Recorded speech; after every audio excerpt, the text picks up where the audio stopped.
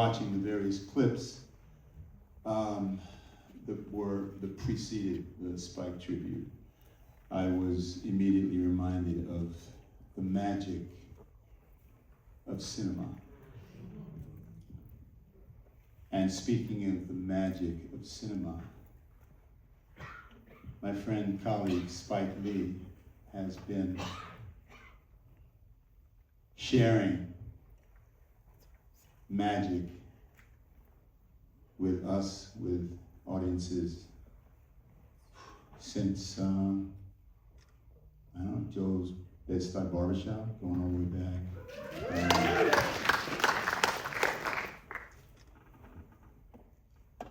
Personally, it was mentioned that I came back from the East Coast to be here, and there was no other place that I would want to be other than here, honoring Spike. Because in addition to the magic that he has shared with all of us through his craft, his art, he's also provided a whole generation of creative workers, filmmakers, tech people in front of the camera, behind the camera.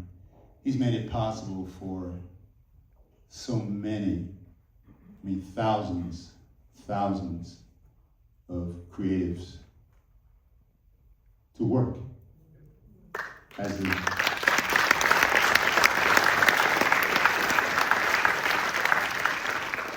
direct result of his passion, his commitment to making film, making work, but also his commitment and his passion for our people and making sure that we get the opportunity to work, to create our own journeys.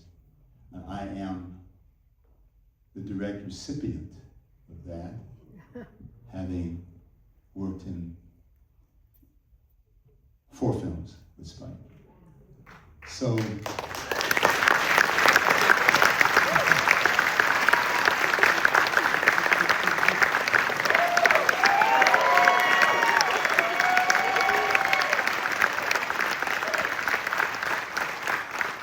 it gives me tremendous pleasure to now bring to the stage the young man we're honoring this evening with the Mill Valley Film Festival Award. It's my honor to present this to my friend, my colleague, Mr. Spike Lee.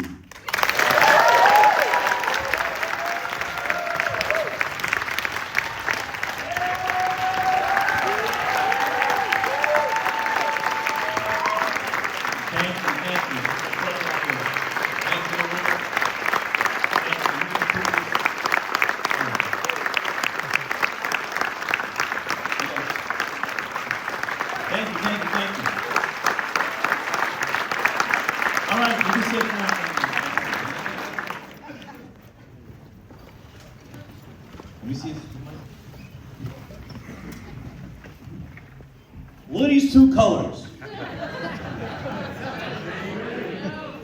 Who's that? Right. I'm glad. I was leaving, I got the green mic. I was leaving. For those who aren't sports fans, that's the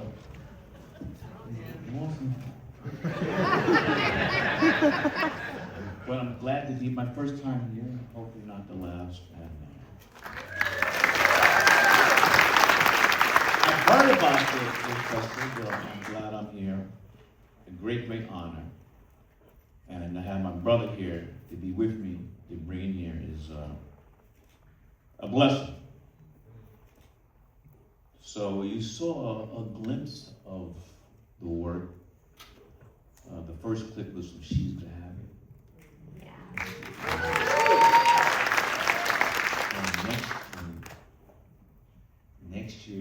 Next year is going to be the 40th anniversary. Whoa. God damn. We get old. We get old. Hey man, I started when I was 2, so I don't know. 40 years. And we shot that film in 12 days, 2 6-day weeks. And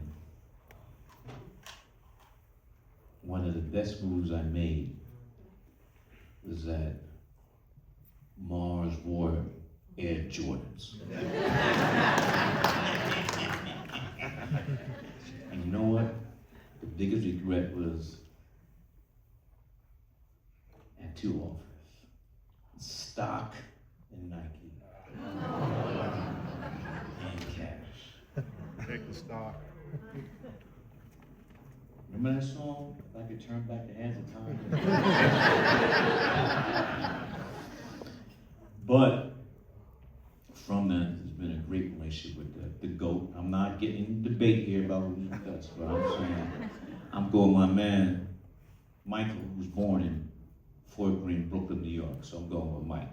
Anyway, can we start? Start. All right. Thank you very much. Thank you, thank you, thank you.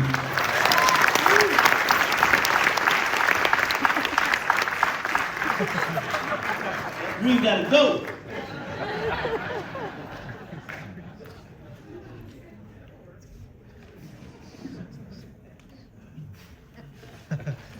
How's everybody doing? Good? Good. What size are you?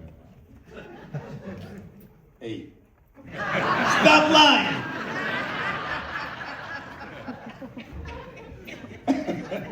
Oh, you print on Jump Street, man. You put your... No. So it's going to be like that right now? Is that what's happening? All right. So my first question for you.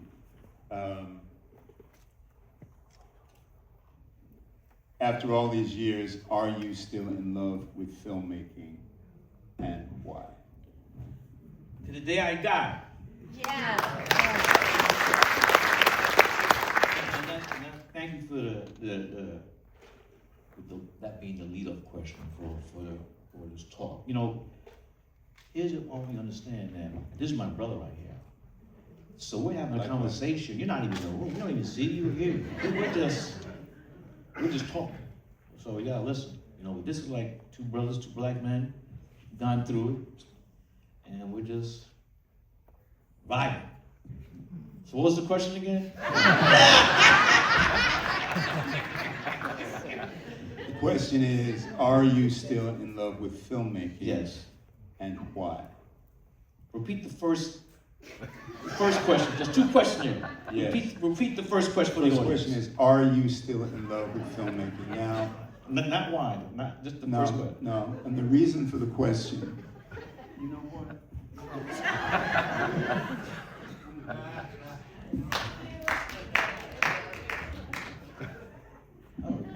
It's just as you couldn't see it, huh? All right, we got that. So the reason for the question, are you still in love with filmmaking, is because Spike and I were talking at dinner before we got over here, and we were swapping kind of war stories, just the challenges that come up with being, you know, a creative worker in the film industry, and there are lots of challenges. It's not an easy road. So that, given that we both had our share of ups, downs, knocks, It's life. It's life. But that's the reason that I asked the question: how you withstand the various challenges. Does that impact your love of film?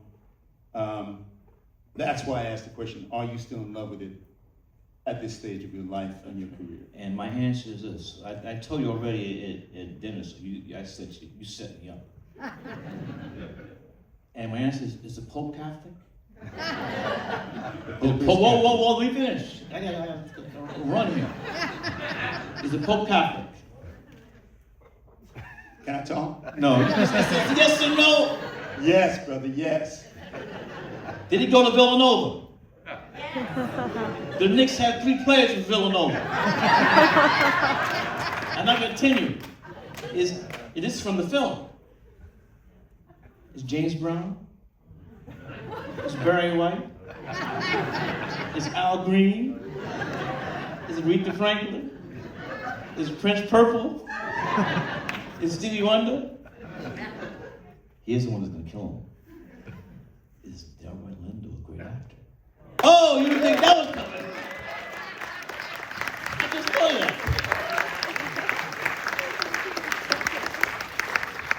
I'm gonna have jokes, so it's all right. All right, I think you answered that question. Especially the last one, right? That's the one you really bring about. The what? Are you a great actor? I'll leave that for others to. Okay. All right. Thank you. All right. So you are. Let me finish the answer. All right. The OBS aside. It's gonna be a long night. Well, my plane don't leave till 6 a.m. That's LAX. But here's the thing, though. As my brother just said, there's trials and tribulations up and down, and wins and losses. And this is something I tell my students. I'm a tenured professor of film at NYU Graduate Film School. So I'm not having been tenured for 30 years, tenured for like 25. And Ang Lee was a class of mine, the great Ernest Dickens, who shot all my films. We all NYU together. And any professor could teach about classes, where you want to put the camera, this and that. But the thing I've always stressed is work ethic. That you got to put the work in. I mean, here. I can hear it. There you go. You have to put the work in. This is not just talking about, and I'm really speaking to the young folks here. And you have many interests. It doesn't have to be necessarily film, but whatever you want to do, you have to put the work ethic in, because it's hard. Nothing's easy. And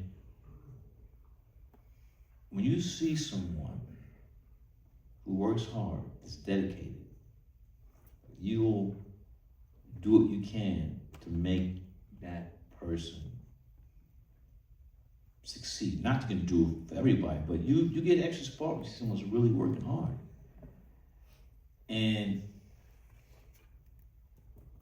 people see what you're doing. You may not think that they're not checking you out. I'm talking people who could further your career, whether you're teacher, professors, or employers. And so,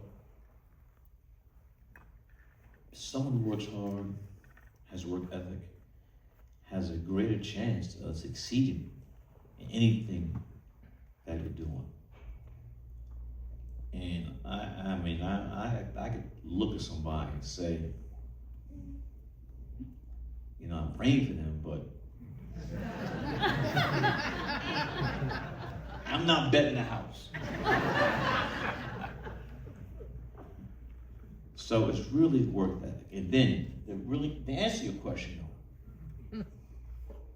when you are a human being on this planet and you are making a living from what you love, that's a blessing. I want to repeat that.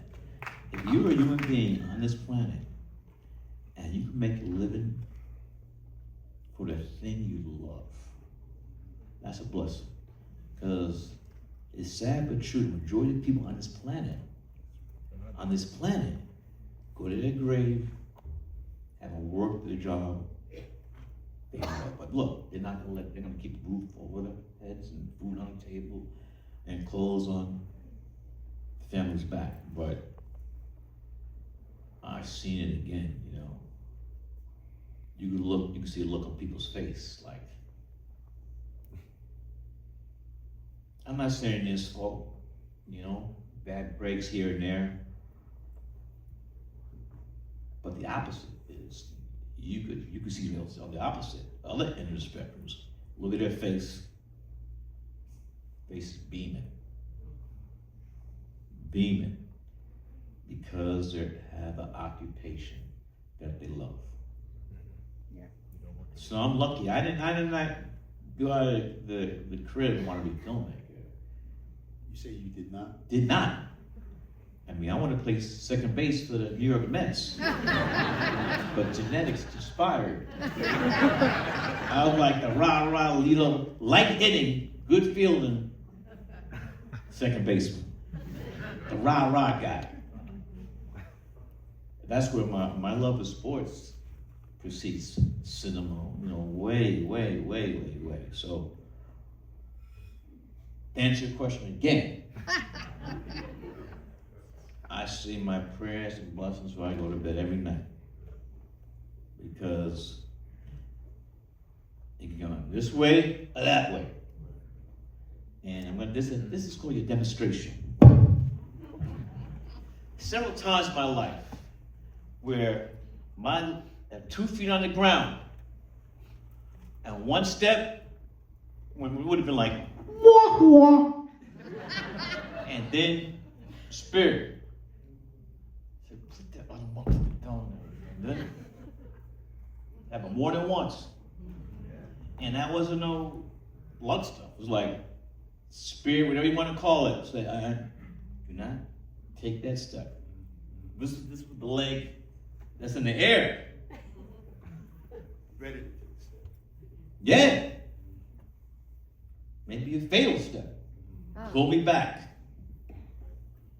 Pull me back. So I don't take those blessings like that for, that's some serious stuff. Yeah, I relate to that. Pathways, you could go right, you could go left. Left or right. That's right. So this was a question I had for later, but since you brought it up indirectly, was there a moment for you when you decided, oh, I want to make film. I want to tell stories with film. What was that moment? Can you talk to us about that moment? Yes. The seed was planted when I was young. See, my father loved sports. And my mother was a cinephile. Even though she taught English, she just loved films.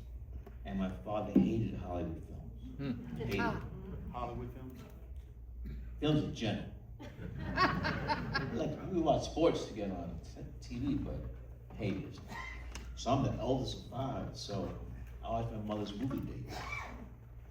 And so she was a cinephile. So since I was the oldest, she would take me to movies. Sometimes I didn't want to go, but that didn't matter. I was going. And other times, it was great. So the seeds of going to cinema planted at a very early age, but I didn't. Movies, you make those? How do you do that, man? That wasn't even a thought. So I went to Morehouse College in Atlanta, Georgia. The house. Who's here from the house? Anybody?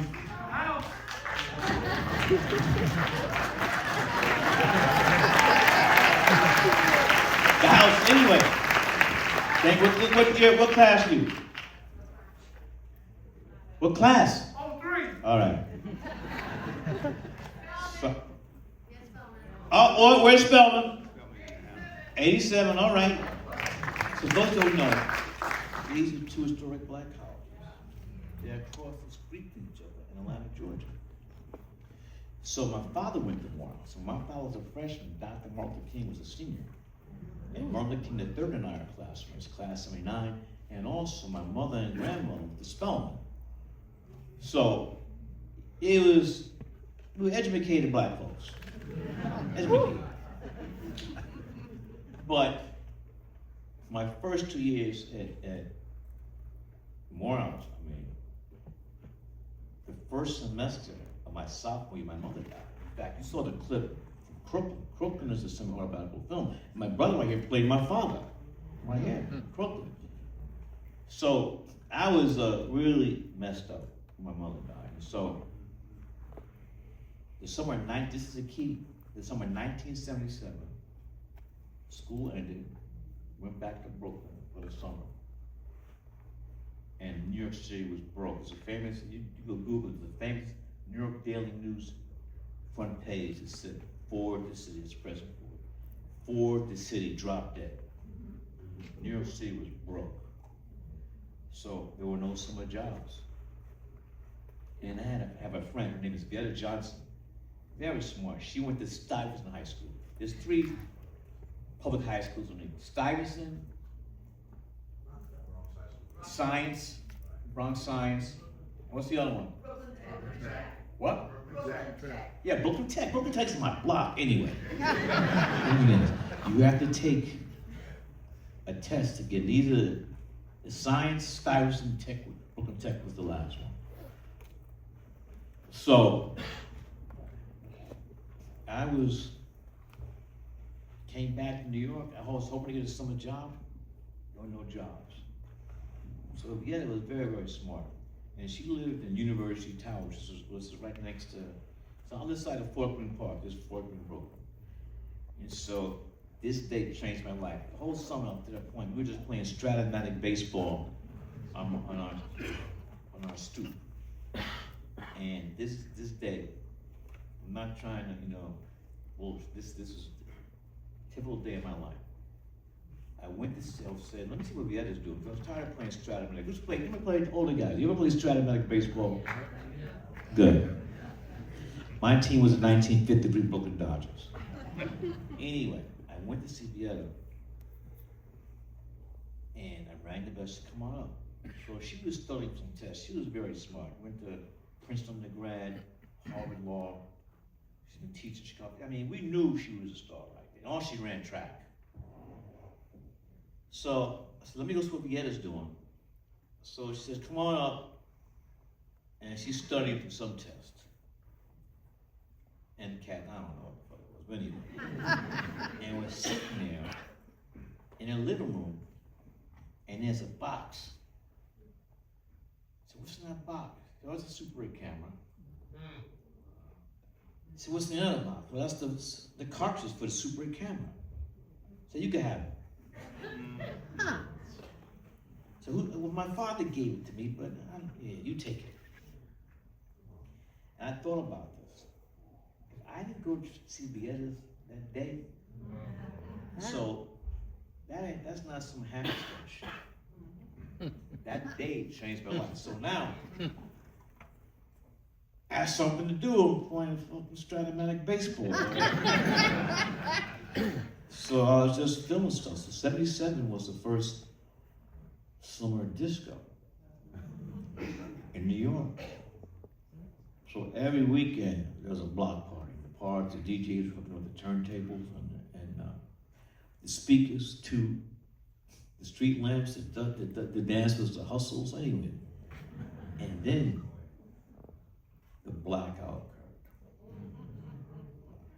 occurred. And I can't lie, it was blacks and Puerto Ricans. By weekends, they were looting. They were driving Cadillacs out of dealerships. I mean, it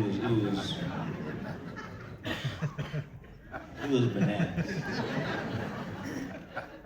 Number one thing you had to get: Pampers and Wolf Fraser Clyde Pumas. So I filmed all of this. So I go back to school in the fall and I have to declare a major. And Morals didn't have that, but Clark College, which was across the street, had it. It was mass application. So I chose my major. It was film, TV, radio, and something else. And there's a teacher who just retired, his name is Dr. Herb Eichelberger, who taught film.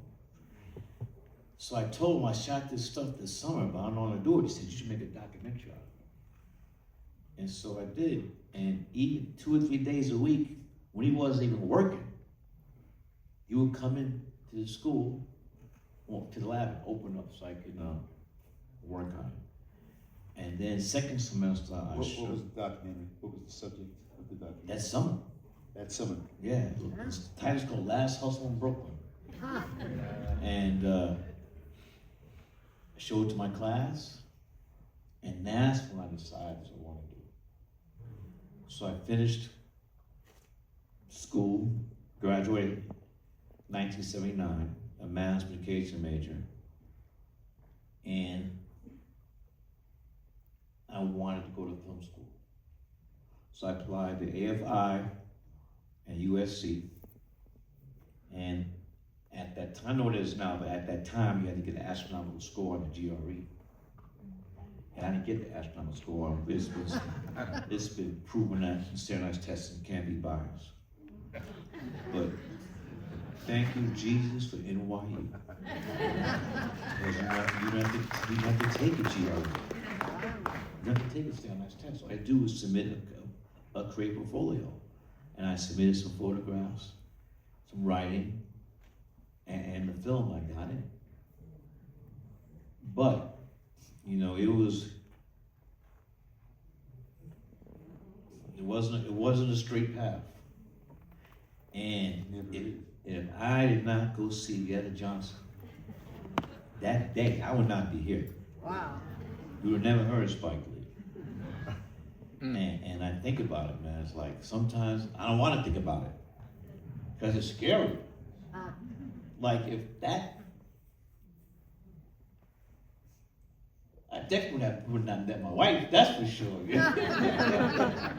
I mean, and then like I mean, my kids are grown now, but it's like it was. I just take it as a blessing. I don't want to think about it too deep. That's. But there is a God. There's something, you know. I don't care what religion it is. There's stuff you have no control of. You know. I mean, take that blessing. Don't blow that blessing too. I know people have blessings. Fumble the ball on the 1 yard line too. You don't want to do that.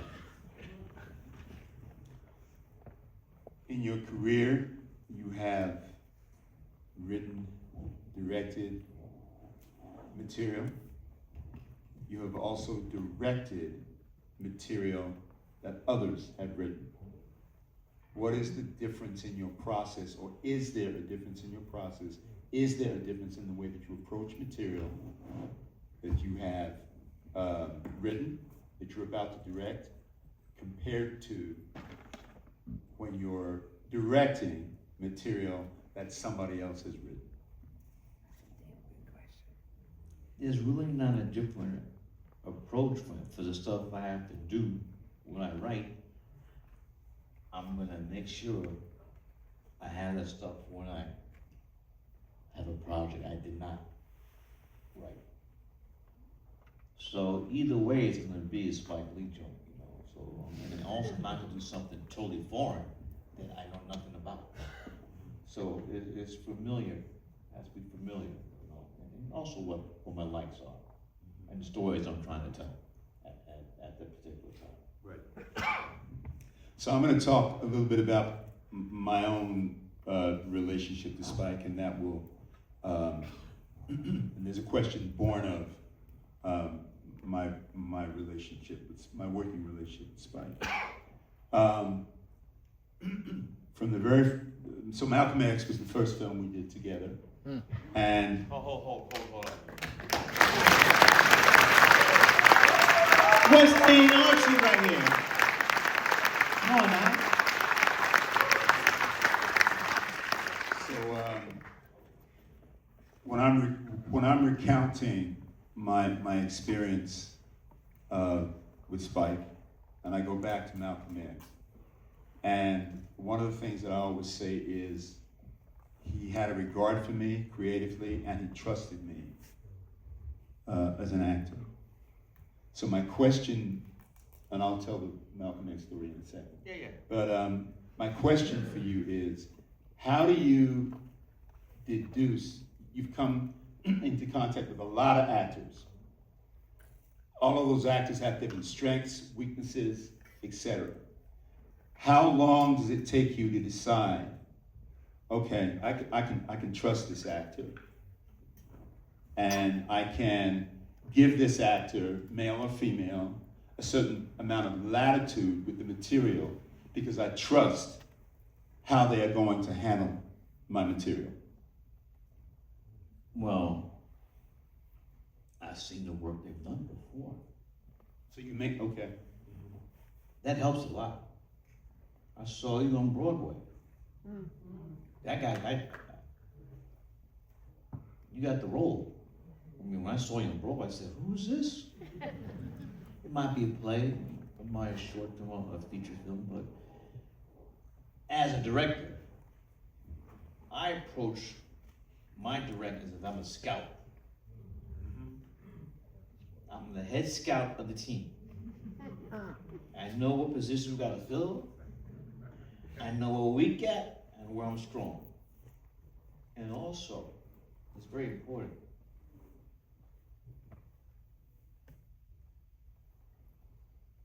We've all seen, I'm gonna make an apology for the people who aren't into sports here in the audience. There's a lot of reference sports. If you're a sports fan, we've all seen great teams. Like, someone's missing. Yeah. Someone's missing. And the team that might not have been as talented, they won't be a team. So this, for me, I approach it as, when we put the cast together. There's stars and there's people, aren't as big, but you still want a team. And for me, that's gonna push the film forward. Because I'm a scout. I mean, this new film, Highs and Lows.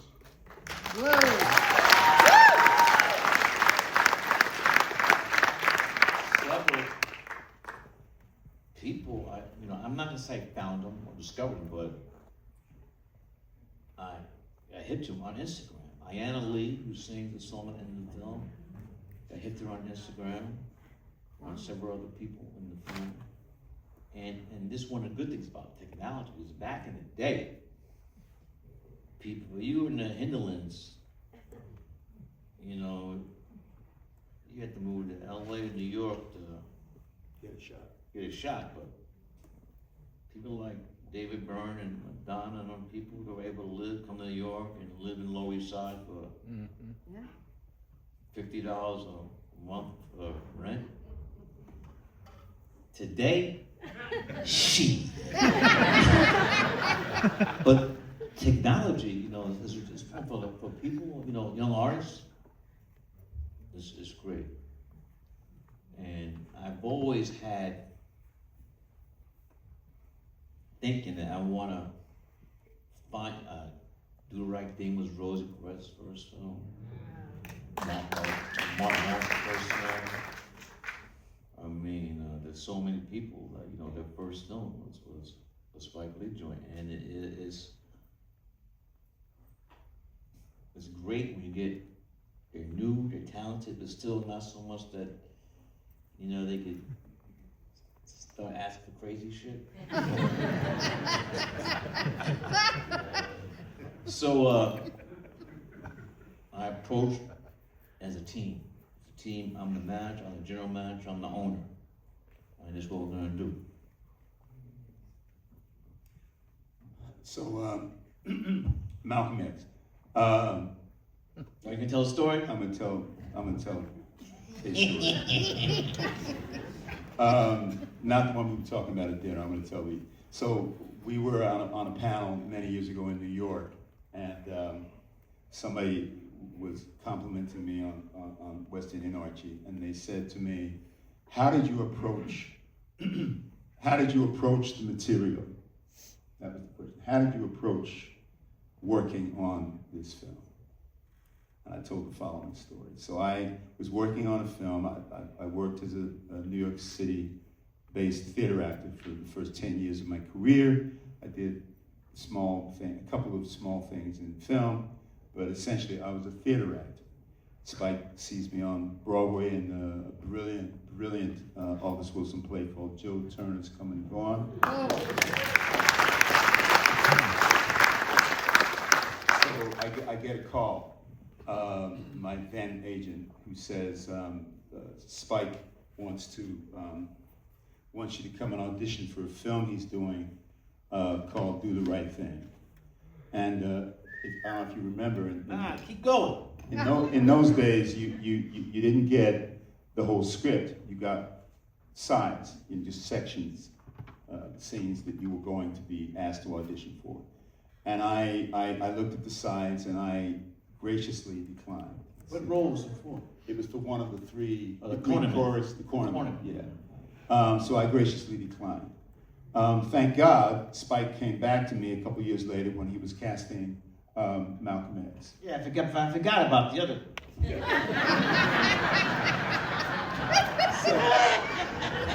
So I got to tell the short version. I'm working. Actually, I was working on a film in San Rafael. I was working on a film called Blood In, Blood Out with Taylor Hackford. I get a call saying, "Can you go down on your day off to meet with Spike Lee in Los Angeles? He wants to meet you for Malcolm, a film that he's doing, Malcolm X." So on my day off, I get on a plane. I go down to Los Angeles. I go to the venue, the location where the audition is to take place. I walk in. No Spike Lee. What I remember about that audition was... Oh, back up. No, man, you were not there. You were not there. I walk in, no Spike. Did we get the dates mixed You were up? supposed to be there. No, I was coming to Los Angeles to meet you, Spike Lee. I get there, no Spike Lee. What I remember about that audition, I remember two things about that audition, three things. I remember a camera. I remember the casting director. Not Robbie Reed. No, it was a young man. The camera, casting director was behind the camera, and there was a young lady. Never forget her. There was a young lady sitting at the back of the room. So I'm there, and the camera's. No, I'm here. Which one is it? I was here, man. I was here. The camera's there, and in the back of the room was a young lady who was sitting there looking out the window while I'm doing my audition. I was curious. I leave, I get on the phone, I call my then agent, I say, "Hey, no Spike, I want to meet Spike." When I go back to New York, I meet Spike, and I go in and I audition. Myself and Denzel, we read the scene. You read with Denzel? I read with Denzel. It worked out. I do the audition, I leave. I had to go back to Los Angeles, I get on a plane. By the time, this is pre-cell phone, right? Y'all don't know yet. Pre-cell phone. Prehistoric. That's how old I am. So I'm older than him. when I land in Los Angeles, there's a message from my agent. I think I called my answering machine. You know what an answering machine is? I called my answering machine. I called my answering machine. Message from my agent. You got the part. Whoa, right? Oh, wow, fantastic. So they want you to play West Indian Archie. Fantastic. And this is the offer. This is the money. I say, now, what now? He's offering me what? No. Get me. Let me tell the story, bro. I got the money. He's offering what now? So I said, no. I want to do the part, but you got to give me more money. So we go back and forth. My agent comes back, says, "That's the money." I said, I can't do it for that. So then a week later, I start getting these calls. Spike wants to talk to you. I said, I ain't talking to Spike. I ain't talking to Spike. Y'all do y'all job, get me more money. So a couple of days later, Spike really wants to talk to you. I ain't talking to Spike. Y'all, look, y'all do your jobs. Third time. Now my wife at this point is saying, talk to Spike. I ain't talking to Spike. Third call.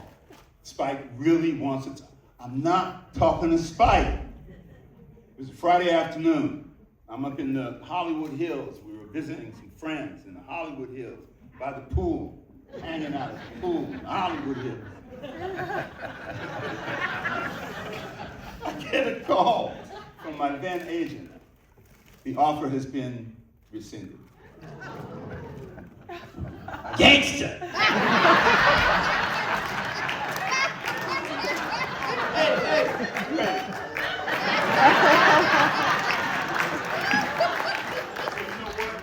It's getting hot in here.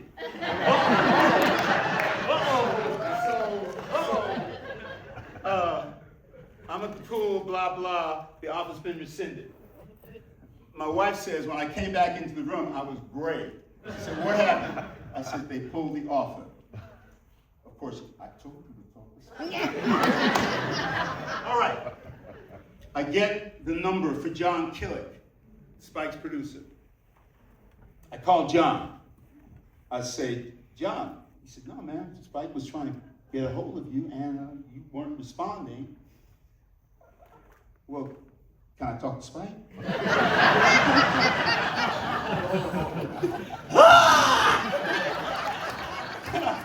Can I talk to Spike? I need a drink.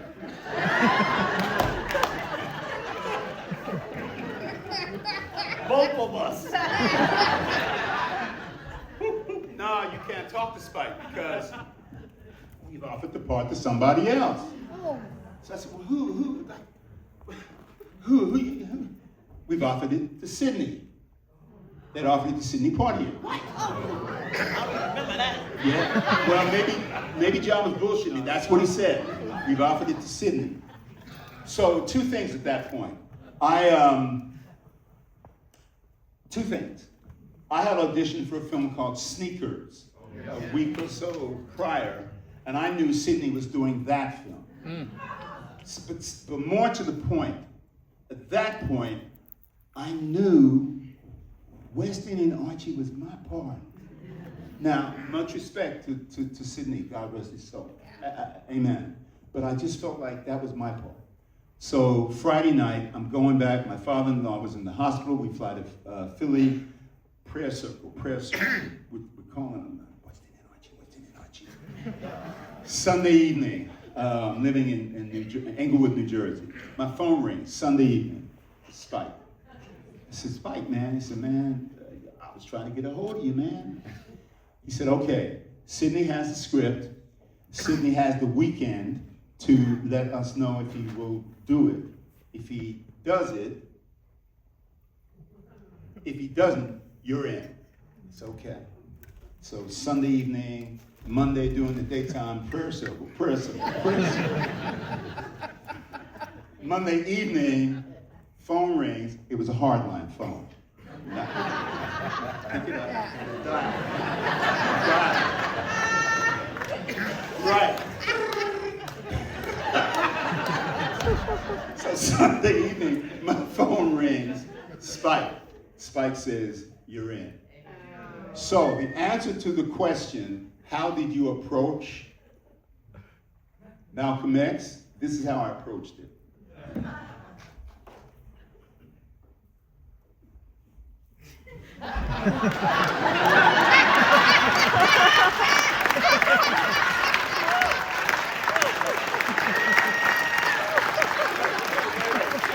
Hold up.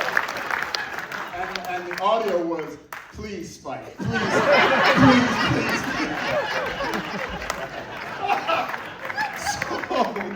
So look. I don't remember this. This happened. I lived this. So look, any aspiring actors in the room? Okay. Raise your hand. All right. Shot. So look, the moral of the story, there are two morals to this story. A, answer the phone. Listen to your wife. And B, it's not always about the money. Yeah. Because, hold up, how much did I end up doing that film for? Yeah. Exactly what he offered me a month previous. It's not always about the money.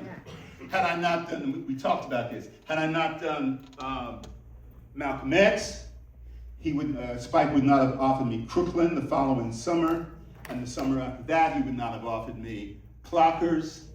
And as a result of those three films, I got a call from Hollywood, and they wanted me to do a film called Get Shorty. Yeah. That was all because of my work with Spike. Yeah.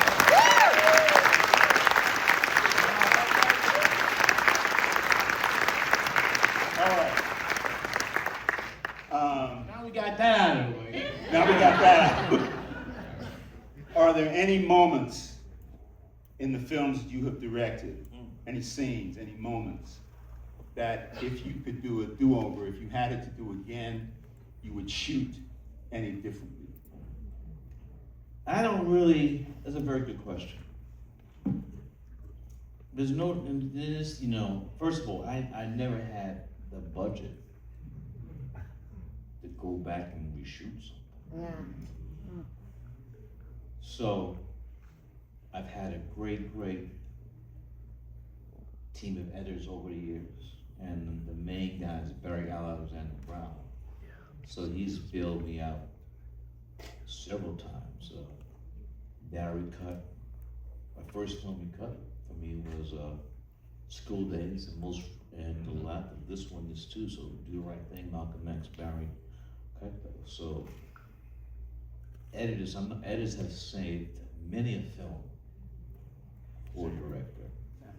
But I don't remember reshooting something because of a performance. It might have been this took my film, the lab messed up something, we had to go again, but not as a performance.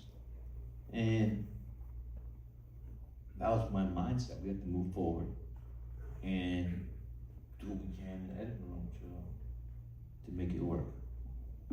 Okay, speaking of budget, somebody recently asked me how, now this has to do with the Five Below, and the question was, how did I feel about playing, even though it was set, when it was set in the late 60s, but we, the actors, were playing it as our present day selves. How did that feel? So I said, I remember talking to Spike, and there's the film that probably many of you have seen, The Irishman, in which technically, you know, they had the budget to use the technology to I don't know, what do you call it, de-age or make them look younger. We didn't have that, you didn't have that kind of money on the Five Bloods. I was gonna do that anyway. Well, but We had the money for it, but I was not gonna. But a brilliant, I don't know if it was an example of making lemonade out of lemons, but you chose the technique that you chose, which was, even though we were going back in time, we would play it as our present day selves, and it worked. It didn't take anything away from the film. I had belief in the actors I chose, and also I think that the audience would go with it too. And they did. Yes.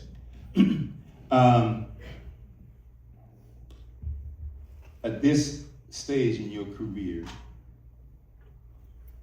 I don't like the way that sounds. But you know what? Are you about to move in a wheelchair or something? What are we doing? So hold up. You know what? Before I ask the question, you had mentioned highest to lowest 5 minutes or so ago. Did you want to show anything from the film? Because I think there's some clips. Finish this question. No, I'll ask it after. All right. Trust me. You wanna? Yeah. So I think we can show some clips from highest to lowest. Yes? Do we need to move so the I audience? think the lights are going down. Should we move our chairs so the audience can see? No, the chairs are You're good. Okay, all right. I was You're the point noticing, guard. I was noticing the first scene. I noticed the photograph on the wall of Kamala Harris. Buy a book, please. Buy a book. This came out. So, what's your relationship with your production designer? I do what I tell him to do. Say it again. That was his idea. Say it again. That was not his thought to put a sister in the one bedroom of a Denzel's son. Okay. So broadly speaking, you interact, you communicate with your production designers, and you tell them, I'd like this. They had marching orders. They have both. If you've seen the film, you look at the artwork in the That's thing. right. You know, a lot of stuff is artwork. You know, not that kind of people own. So it was like they had marching orders. Okay. The question I was going to ask before we showed the clip.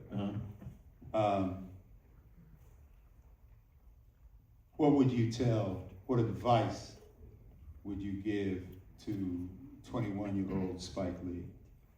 What advice would you give to 21, 22-year-old Spike Lee whenever you were at the beginning of your career? What advice at this point?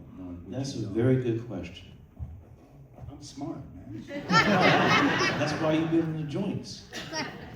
But even though it's a smart question, I don't really answer those what if things. You know, I've been around long enough that things happen,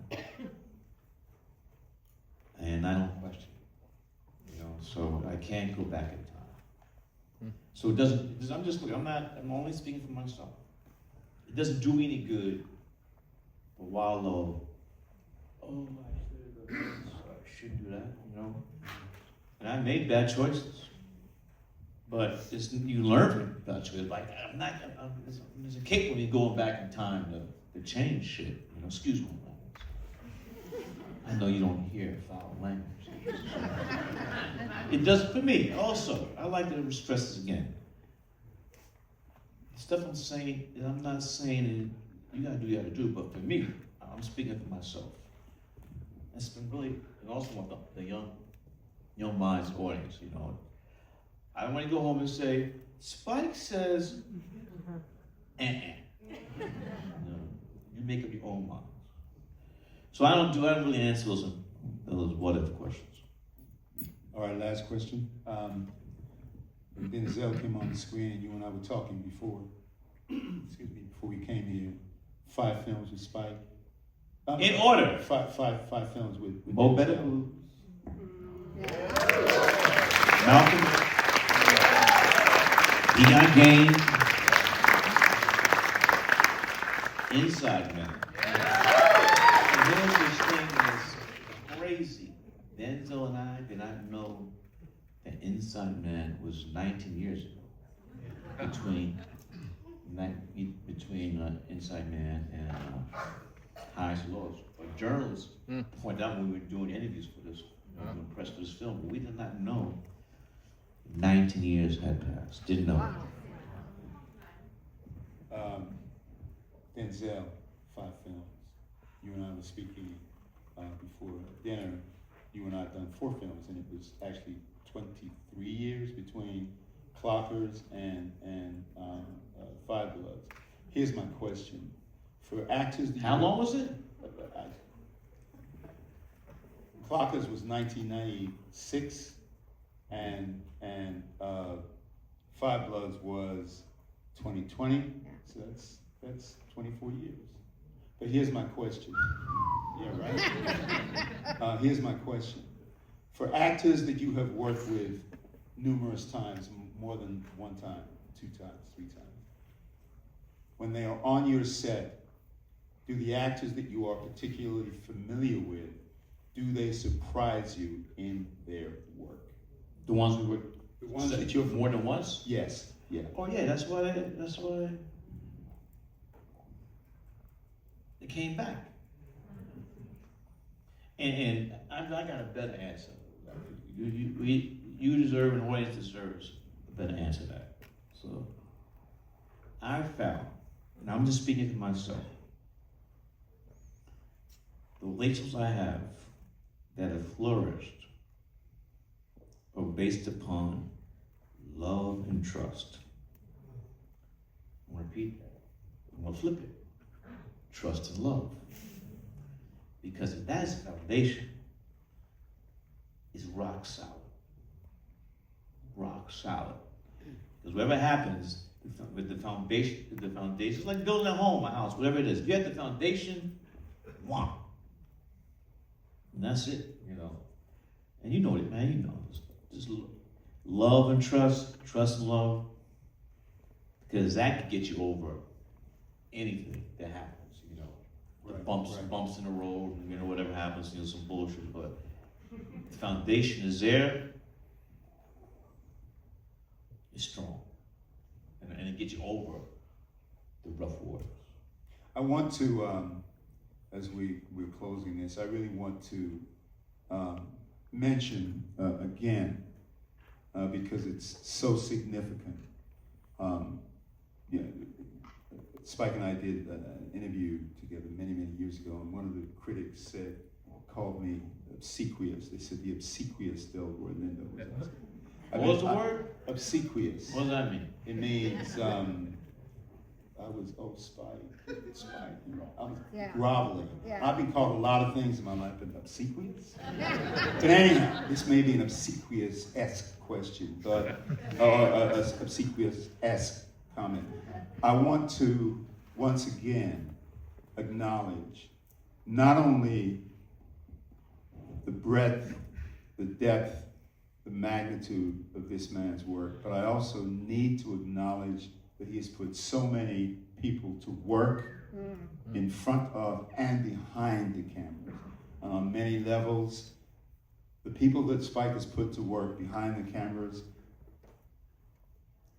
is equal to, if not more, important.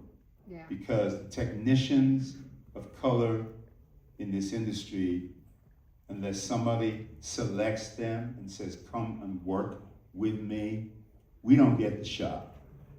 And this cat right here has made it his business